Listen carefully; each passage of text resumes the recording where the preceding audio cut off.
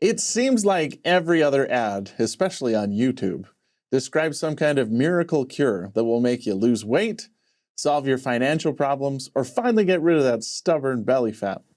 Most of these people claim to have found the miracle solution to the problems that plague us, and if we just subscribe or give them our money, they can show us the hidden secrets to solve all of our problems.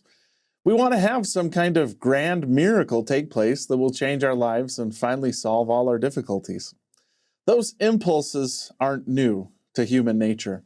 In 2 Kings chapter 5, we find Naaman, a captain in the Syrian army who's afflicted with leprosy, one of the most deadly and degenerative diseases found in the Old Testament. Naaman is advised by a little Israelite maid, a servant to his wife, that if he were to find the prophet Elijah in Israel, he could be healed of his disease. So Naaman took his soldiers and went to seek the help of Elijah. He must have made an impressive entrance when he arrived at the dwelling of Elijah with his chariot, his horses, and his soldiers all in tow. To his surprise, Elisha didn't even come out to meet him. Instead, he sent a messenger out to tell him to simply bathe 7 times in the Jordan River and his leprosy would be healed.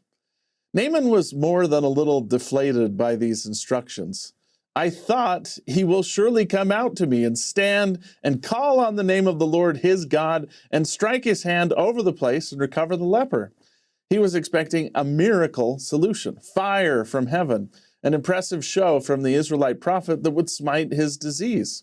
Instead, he received instructions to bathe in the river Jordan, not even the most impressive river in the land. Compared to the waters in Syria, the Jordan River was a muddy little stream. And Naaman wasn't shy about his displeasure. Are not Abana and Pharpar, rivers of Damascus, better than all the waters in Israel? How could he be cleansed by simply bathing in this little mud hole of a backwoods nation like Israel? It was at this point that one of Naaman's soldiers, never even given a name, shares one of the most profound statements in the entire Old Testament. My father, if the prophet had bid thee do some great thing, wouldest thou not have done it? How much rather then when he saith to thee, wash and be clean? Sometimes we want a great thing rather than just simple and easy instructions.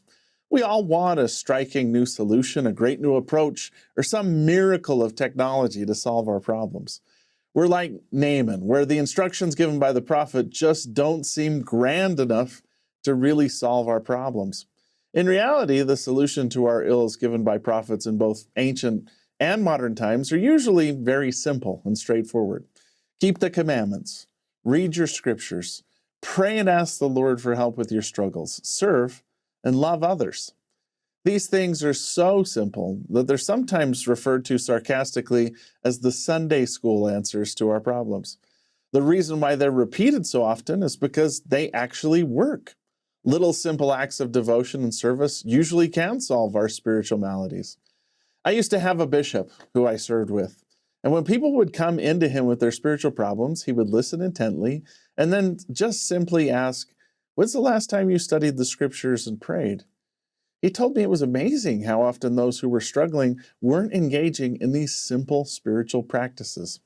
These simple acts of devotion keep us spiritually healthy so that when we do catch a bad spiritual virus, we have a healthy testimony, a spiritual immune system so the disease isn't as deadly. Now, back to the story. Fortunately, Naaman humbled himself and took 7 dips in the tepid, muddy waters of the Jordan River. This simple act of obedience healed him of his leprosy and gave him a new lease on life. It not only transformed his physical health, but his spiritual health as well. Behold, now I know there is no God in all the earth, but in Israel, Naaman testified.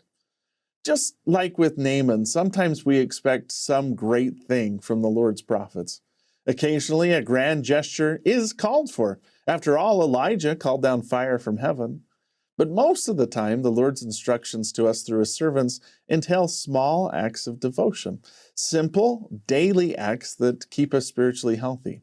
These little acts might not be some great thing, but as another prophet testified, by small and simple things are great things brought to pass. And small means, in many instances, doth confound the wise.